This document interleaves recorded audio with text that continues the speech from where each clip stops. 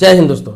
आजकल आप देखते होंगे कि हर शहर में, सिर्फ बड़े शहर की बात नहीं कर रहा हूँ, छोटे छोटे शहरों में भी आप देखते होंगे कि जमीन का प्लॉटिंग का धड़ल्ले से ऐसा काम चल रहा है। इतने बिल्डर हो गए हैं जमीन के कुकुर मुत्ते की तरह, प्रॉपर्टी डीलर हो गए हुए इतने कि हर जगह प्लॉट की बातें होती है। सोशल मीडिया आप देखेंगे तो सोशल मीडिया पर पटा पड़ा है, हर जगह रील्स में देखेंगे, आप यूट्यूब पर देखिए, आप इंस्टाग्राम पर देखिए, आप फेसबुक पर देखिए, हर जगह आपको रील्स मिल जाएगा कि 3 लाख में प्लॉट, 4 लाख में प्लॉट, 5 लाख में प्लॉट, 100 गज का प्लॉट 5 लाख में, 200 गज का प्लॉट 6 लाख में। इतना सस्ता सस्ता आपको बताया जाता है। इसके बाद भी आपको ऑप्शन दिया जाता है कि 20,000 रुपये जमा करो, आप 30 गज का प्लॉट ले लो, 50 गज का प्लॉट ले लो, 2,000 3,000 महीने का दो, 3 साल 5 साल में आपका प्लॉट हो जाएगा। इस तरह का आपको प्रलोभन दिया जाता है और लोग इसमें फंस भी रहे हैं। फंसना इसलिए कर रहा हूं कि ये प्रलोभन ही है। अधिकतर लोगों के साथ इसमें फ्रॉड होता है और जिसके साथ फ्रॉड नहीं होता है वो लोग फंसते हैं। अब फ्रॉड कैसे होता है और फंसते कैसे, दोनों चीज जान लीजिए। आप किसी भी शहर में या शहर के आसपास जो प्लॉटिंग हो रहा है, उसमें प्लॉट लेने जा रहा है, जो नए प्लॉटिंग हो रहा है, तो आपको सावधान रहने की जरूरत है। जो किस्त पे लेते हैं, ईएमआई पर लेते हैं, उसमें से अधिकतर आपका ईएमआई पूरा होने से पहले पता चलता है कि जो ब्रोकर था, जो बिल्डर था या प्रॉपर्टी डीलर था, वो भाग चुका है ऑफिस बंद करके और आपको वो प्लॉट नहीं मिलता है। ऐसे बहुत सारे लोगों के साथ हुआ होगा। दूसरा क्या है कि आपको प्लॉट मिल भी जाता है, हैंड ओवर कर भी दिया जाता है और आपका इंस्टॉलमेंट किस्त जैसे पूरा होता है और आप जब मकान बनाने जाते हैं, वहाँ पे कंस्ट्रक्शन करने जाते हैं, तो आपको पता चलता है कि अरे ये प्लॉट तो 2-3 लोगों के साथ बेचा जा चुका है।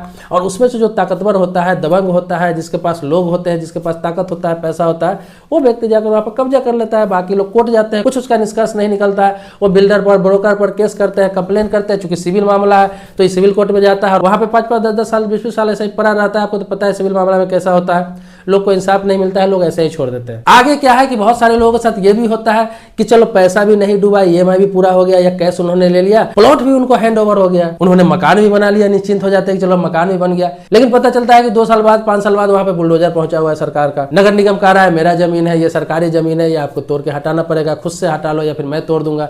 तो किसी भी प्रकार से वो बना बनाया मकान, उसको तो और ज्यादा नुकसान होता है कि उन्होंने जमीन खरीदा, फिर मकान बनाया, उसमें फैमिली को सेटल किया, सारा सामान सेटल किया, कुछ दिन से रह भी रहा है, उनको तो इतना ज्यादा नुकसान होता है कि पूरा जीवन का जमा पूंजी खत्म हो जाता है। तो ये हुआ फ्रॉड, इसको बोलते हैं फ्रॉड। ये तो फ्रॉड अक्सर हो ही रहा है। अब फंसना किसको कहते हैं? फंसते कौन है? फंसते वो लोग हैं कि जिसको ईएमआई भी पूरा हो गया या फिर पैसे दे के लिए कोई दिक्कत नहीं है, या फिर और उनको प्लॉट भी मिल गया, वो मकान भी बना लिए और रह भी रहे हैं, किसी प्रकार का कोई उस पर लिटिगेशन भी नहीं है, विवाद भी नहीं है, लेकिन फिर भी वो फंस जाते हैं। बाद में उनको पता चलता है अरे ये तो बेकार हो गया, मैं तो यहाँ फंस चुका हूँ, मुझे यहाँ पे प्लॉट नहीं लेना चाहिए था। देखना क्या है, आपको कोई भी प्लॉटिंग हो रहा है, किसी प्रकार का प्लॉटिंग हो रहा है, आप अगर फंसना नहीं चाहते हैं और आपके साथ फ्रॉड नहीं हो, आप फंसना नहीं चाहते हैं, तो आपको बहुत सारी चीजों पर नजर रखना पड़ेगा। तो फंस वो लोग जाते हैं कि वो कंजेस्टेड जगह में फंस जाते हैं, उनका नस्ल खराब हो जाता है। कभी भी प्लॉट लेने जा रहा है तो सबसे पहले आपको क्या देखना है कि वहां पे जो गली निकाला गया है, रास्ता निकाला गया है, वो कितना फुट का है।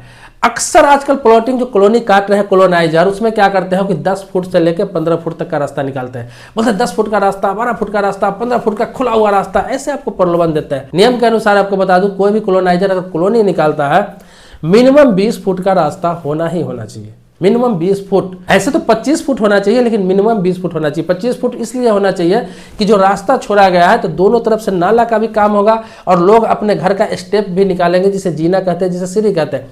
तो उस हिसाब से वो 20 फुट 18 फुट का ही रोड क्लियर बच जाता है। लेकिन 20 फुट का भी निकालेंगे तो 17 फुट 16 फुट का रोड बच जाएगा नाले के अलावा। लेकिन 10 फुट का रोड जो दिखा रहा है, 12 फुट का रोड जो आपको दिखा देते हैं, उसमें नाला खत्म होने के बाद वो 6 foot 5 foot 6.5 foot 7 foot 7 foot तो बचता ही नहीं, 6 फुट के आसपास मैक्सिमम बचता है। और ऊपर जब लोग दोनों तरफ से छज्जा निकालते हैं 3-3 फुट, तो बीच का 4 फुट 3 फुट गैप बचता है। दोनों लोग का छज्जा, दोनों लोगों का खिड़की एक दूसरे में मिला हुआ रहता है, एक दूसरे का नजर आता रहता है, दोनों अनकंफर्टेबल होते हैं। और छत पर जाते हैं या फिर अपने बालकोनी में जाते हैं तो अनकंफर्टेबल रहते हैं। किसी की लेडीज निकल गई, किसी का पुरुष निकल गया, किसी की महिला किसी अवस्था में निकल गई, वहां पर तो अनकंफर्टेबल वाली बात हो जाती है। लोग डर डर के वहां पे जीते रहते हैं और ये नियम के खिलाफ रहता है। और ऐसे ही जगहों पर नाला जाम हो जाता है, सीवर जाम हो जाता है, कोई सरकारी सुविधाएं नहीं मिलती है, तो सरकार को लास्ट में क्या होता है, बुलडोजर कार्रवाई करनी पड़ती है कि इतना कंजेस्टेड हो गया हुआ है, ये नियम के विरुद्ध है। लीगल होते हुए भी उस कॉलोनी पर, उस इलाके पर सरकार को बुलडोजर चलाना पड़ता है और उन्हें दूसरा जगह शिफ्ट करना पड़ता है। अभी अक्सर देखते होंगे लोग 20-20 साल से, 40-40 साल से, 50-50 साल से, चाहे यूपी का मामला हो, चाहे दिल्ली का मामला हो, आप देखते होंगे 40 साल 50 साल से रह रहे हैं, कॉलोनी 50 साल पुरानी है, बुलडोजर चल रहा है, तोड़ा जा रहा है। क्यों तोड़ा जा रहा है? इसी तरह का मामले से तोड़ा जा रहा है कि कॉलोनी है, 5 एकड़ में कॉलोनी है और लाखों लोग यहाँ पे रह रहे हैं। भाई कैसे रह रहे हैं? इतनी पतली पतली गलियां है, जगह नहीं है, संकीर्ण गलियां है, वहाँ पे नाला जाम है, सीवर जाम है, गंदगी पड़ा हुआ है, कूड़ा फेंकने की जगह नहीं है, पार्क नहीं है बच्चों के खेलने के लिए। आगे कैसा जनरेशन होगा, कैसा नस्ल होगा? सरकार इसलिए तोड़कर हटाती है, कोई ना कोई कारण बता के, कोई ना कोई उसमें कमी निकाल के, ताकि आपका अगला नस्ल ठीक हो सके, आप कहीं और जगह अच्छे जगह पर जाकर शिफ्ट हो सके। बहुत जगह मुआवजा भी मिलता है, बहुत जगह तो मुआवजा भी नहीं दिया जाता है। बाद में पता चलता है कि वन विभाग की जमीन था, और ज्यादातर वन विभाग की जमीन हो, सरकारी जमीन हो, फर्जी जमीन हो, उसी पर ऐसे कॉलोनी काटे जाते हैं और सस्ते में किस्त पर बेच बेच के हटा दिया जाता है। जल्दी में जल्दी बिल्डर फरार हो जाता है। 2-3 साल का समय आपको दिया जाता है, बीच में अगर पता चला तो बीच में ही बिल्डर भाग जाता है। जो भी पैसा आ गया उसको फायदा ही है, जितना ही करोड़ आ गया उसको तो फायदा ही है। लेकिन जो ओरिजिनल कॉलोनी होता है उसमें 20 फुट 25 फुट का रास्ता होता है, उसमें पार्क पहले से डेवलप किया जाता है कि एक पार्क बच्चों के खेलने के लिए, कम्युनिटी हॉल बनाया जाता है, मंदिर मस्जिद का जगह छोड़ा जाता है। अगर हिंदू इलाके में है तो मंदिर का जगह छोड़ा जाता है, मुस्लिम इलाके में तो मस्जिद का जगह छोड़ा जाता है। इसके अलावा बहुत सारी सुविधाएं आपको दिखाई जाती है। वहाँ पे नाला पहले बना दिया जाता है, सीवर पहले डाल दिया जाता है। ये सब करने के लिए अगर इस तरह का कॉलोनाइजर कॉलोनी डेवलप करता है तो इसके लिए परमिशन की आवश्यकता पड़ती है। परमिशन लेना पड़ता है, नगर निगम से परमिशन लेना पड़ता है, गवर्नमेंट से परमिशन लेना पड़ता है, रेरा से परमिशन लेना पड़ता है। तो ये क्या होता है? ये लीगल होता है। वो कॉलोनी कभी नहीं टूटती है क्योंकि लीगल होता है। और ये थोड़ा महंगी जमीन होती है, थोड़ा महंगा प्लॉट होता है, लेकिन लीगल होता है। इसमें सारा चीज आप जांचेंगे तो आपको पता चल जाएगा कि सारी चीज लीगल होते हैं। और ये सोसाइटी भी अच्छा डेवलप होता है, जहाँ पे रास्ता अच्छा होता है, सीवर अच्छा होता है, नाला अच्छा होता है। तो कभी भी आप प्लॉट ले तो इस चीज को जरूर देखें कि जहां प्लॉटिंग हुआ है, तो प्लॉटिंग हुआ जब डेवलप हो गया हुआ है तो वहां से रास्ता पहले निकाला हुआ है कि नहीं, 20 फुट से ज्यादा का। दूसरा क्या है कि नाला का काम पहले हुआ है कि नहीं, या फिर जगह पहले छोड़ा गया है कि नहीं।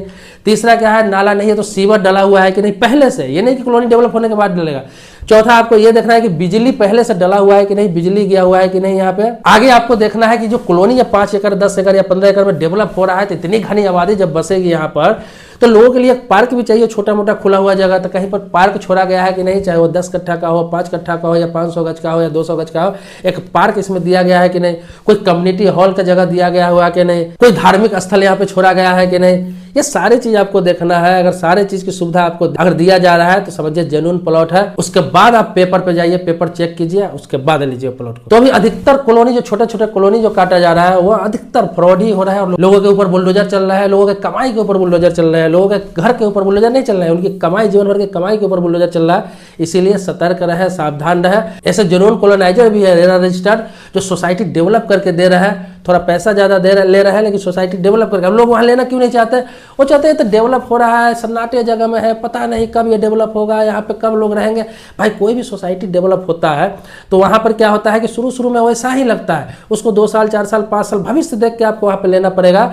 भले ही थोड़ा शहर से दूर हो, भले ही वहां पे अभी डेवलप नहीं हुआ हो, क्योंकि डेवलप हो जाएगा फिर रेट तो 10 गुना ज्यादा बढ़ जाएगा। आपको सिर्फ ये चीज देखना है कि सरकार के मापदंडों पर खरा उतर रहा है कि नहीं, सारा चीज का सही है कि नहीं, जो मैंने आपको बताया वो चीज सही है कि नहीं। तो सोसाइटी में आप प्लॉट ले, भले ही थोड़ा महंगा हो, चाहे वो किस्त पर दे रहा हो, लोन पर दे रहा हो, आपको कैश में दे रहा हो, जिस प्रकार से दे रहा हो, लेकिन सोसाइटी जो डेवलप कर रहा है, जो लीगल रूप से जो मैंने आपको बताया वही प्लॉट ले।